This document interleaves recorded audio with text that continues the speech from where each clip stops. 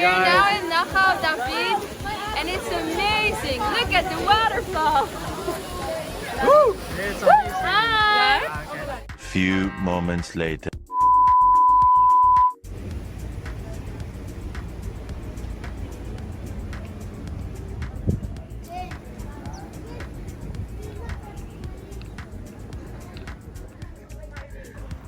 Hey guys, ito na po yung mga ibex. Masalubong na sa amin. Ayan, papunta na din sila dyan sa falls. At baka nauuhaw ng mga yan. Kaya tara na doon guys. Pasyal tayo doon at tingnan po natin ang napakagandang falls niyan. Hello guys, punta tayo ngayon dyan sa Gedi, kung saan yung falls ni King David. Kita po natin dito yung falls ni King David noong nagtatago siya, tinatakbuhan niya si King Saul, at dito siya nagtago kasama yung niyang mga sa soldier. Kaya dito guys, papasyalan natin kung gaano kaganda yung stream o yung falls dito sa Gedi. Okay guys, stay tuned at diretso tayo doon sa napakagandang falls dito sa Gedi. Guys, napakaganda na po dito sa Gedi. Kung makikita po dito ay ginawa na po nilang nature preserve. At ang dami po nilang mga iba't ibang klaseng mga plants at saka mga bushes dito. Isang tawag nila noon dito sa Gedi ay the spring of the young goat. Makita po natin dyan kanina sa daan mga kapatid, ang dami pong mga ibex, mga wild goats. At dito matatagpuan po natin dito sa mga yungib, dyan sa mga bundok, andito silang naglalaro itong mga ibex. Kaya tinawag po itong lugar na ito na the spring of the young goat. Ang Gedi guys ay allotted po ito sa tribe ng Judah. At ito po ay ating mababasa doon sa, sabi po doon sa Genesis 14 ay ang Gedi ay part po ng tribe ni Judah.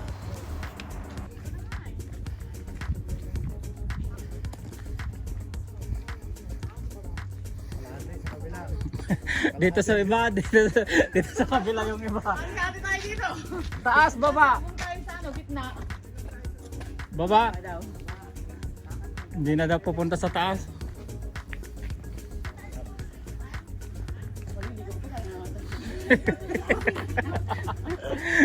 Mayroon yung waterfalls dyan.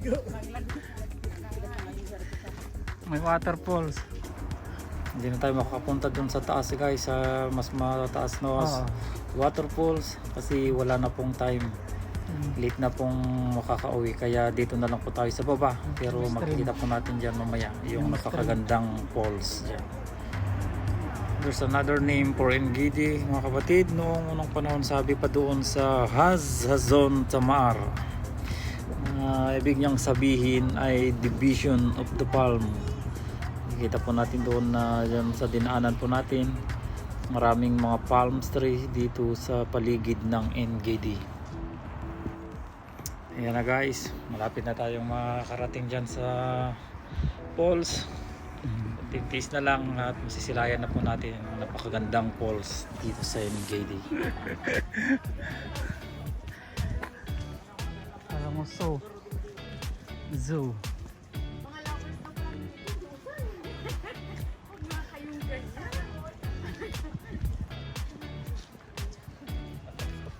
Maganda na yun.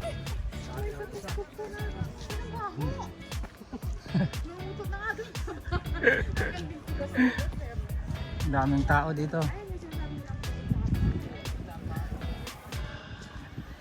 Daming tao dito ngayon sa Gedi. Napakagandang falls. Ating masisilayan dito sa Gedi.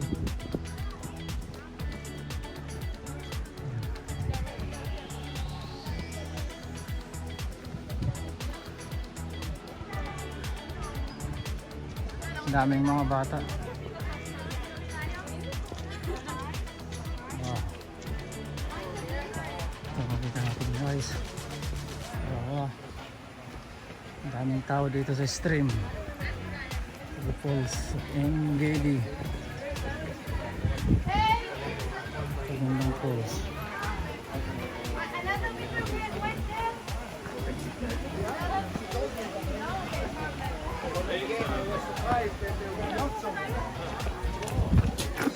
Atende que. It's gonna take like 2 hours to get to the security. The place to rin. Ang bagay sa Waterfalls din.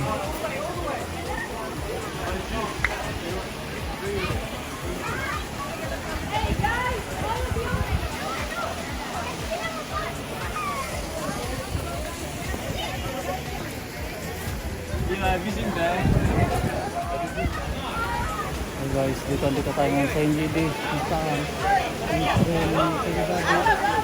Kita po natin dyan yung pumunta po dito. Nagsabi ng tinatakbuhan niya si King Saul at dito siya nagpahinga. So guys, ang daming tao. At pati si King Saul at dito din siya nagpahinga ng kinagabihan. At ayun nga, pumunta sila David at kanyang mga sundalo at nadatnan nila si Saul na nakatulog. Sabi ng kanyang mga sundalo, ito na yung panahon para patayin mo siya, sabi niya. Pero sabi ni David, hindi ko kayang patayin ang inamoy ng Diyos, sabi niya. Kaya kumuha lang siya ng konting piraso doon sa gamit ni Saul at saka pumunta doon dyan sa taas, sa tuktok ng bundok. Sa sinabi kay Saul, sumigaw siya ng mahal na hari, Panginoon ng Panginoon.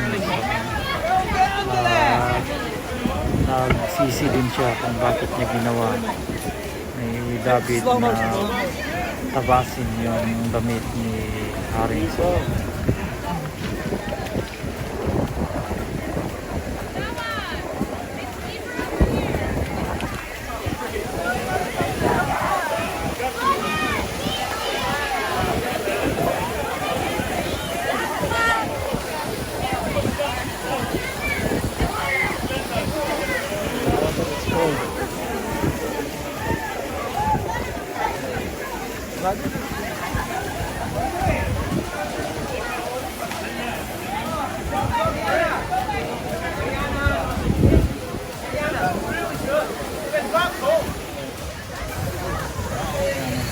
Okay, go.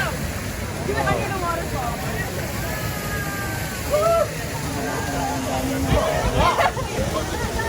Stop! Delete! Delete! Delete!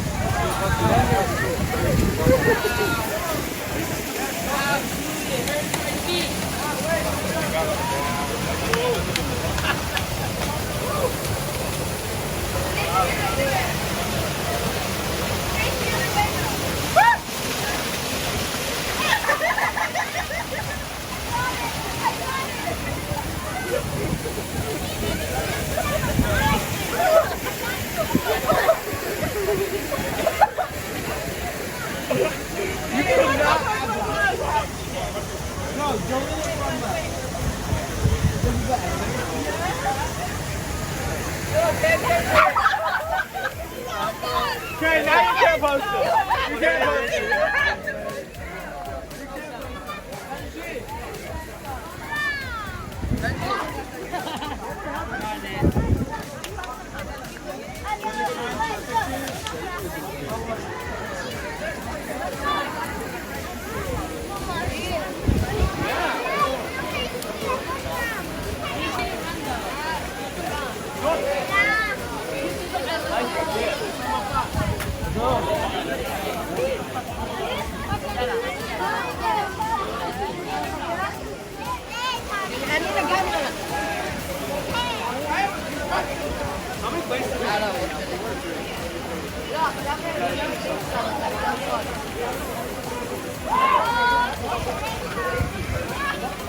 Lunch. Okay. Ganito na lang sa gaban. Maraming tao dito sa NGD. Ayan, nag-enjoy yung mga bata. May trip ng mga bata dito sa NGD.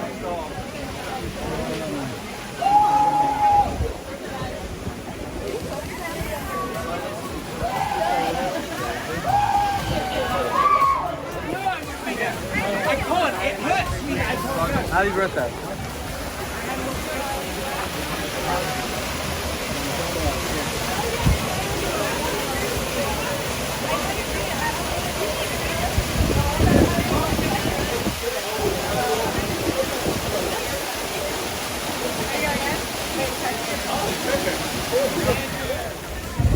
No, get in with the waterfall. No, we need to send it to our parents. The waterfall. Not in the waterfall, with them. Very cold. Beautiful falls.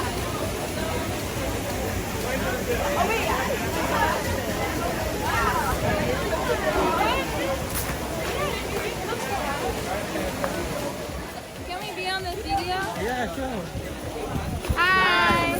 We are now in Nahal David, and it's amazing. Look at the waterfall. Woo! It's amazing. Hi! It's amazing view. It's beautiful.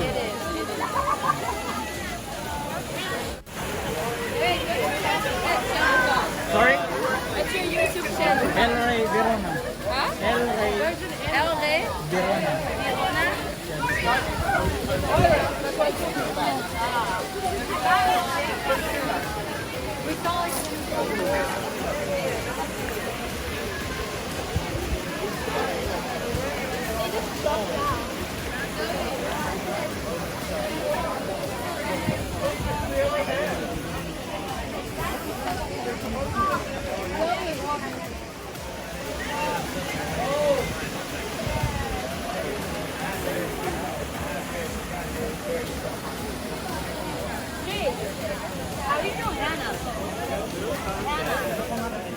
Come here to the land of promise, to the desert city of Ngidi. Dinayan ito dito natin yung napakagandang stream, ng waterfalls. Yung magandang waterfalls dyan sa Ngidi. Saka makita po natin ang daming mga naliligong mga estudyante dito. Okay guys.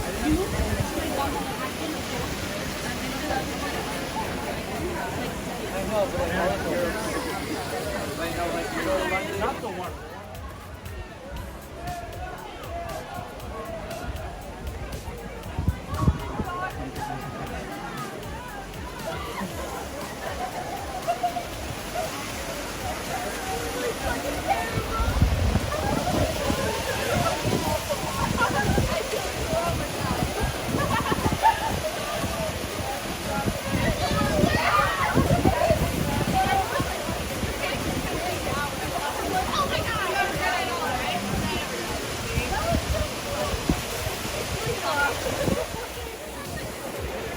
Guys, dito sa Gedi. Ito napakagandang place, stream dito sa Gedi.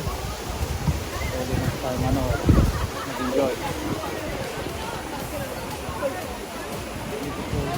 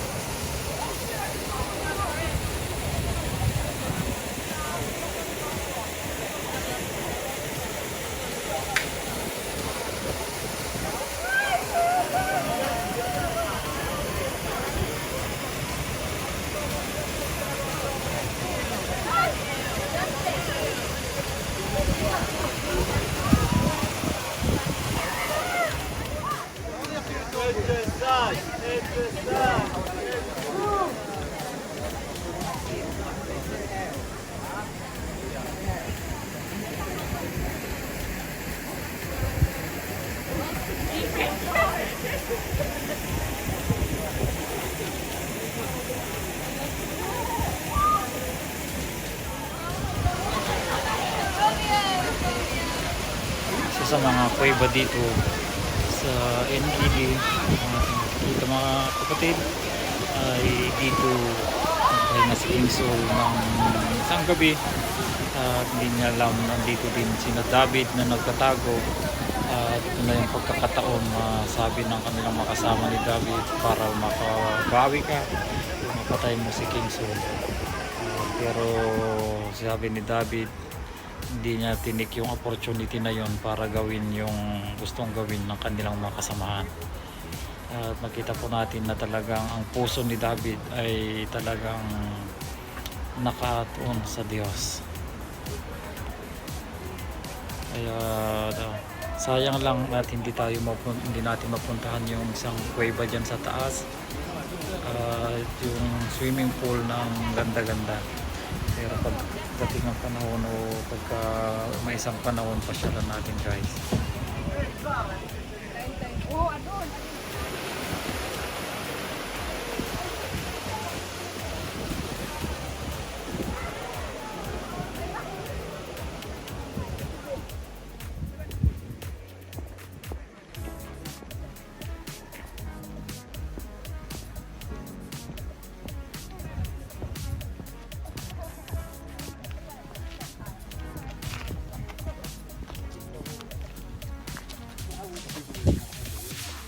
Hello. Hi, how are you? Good.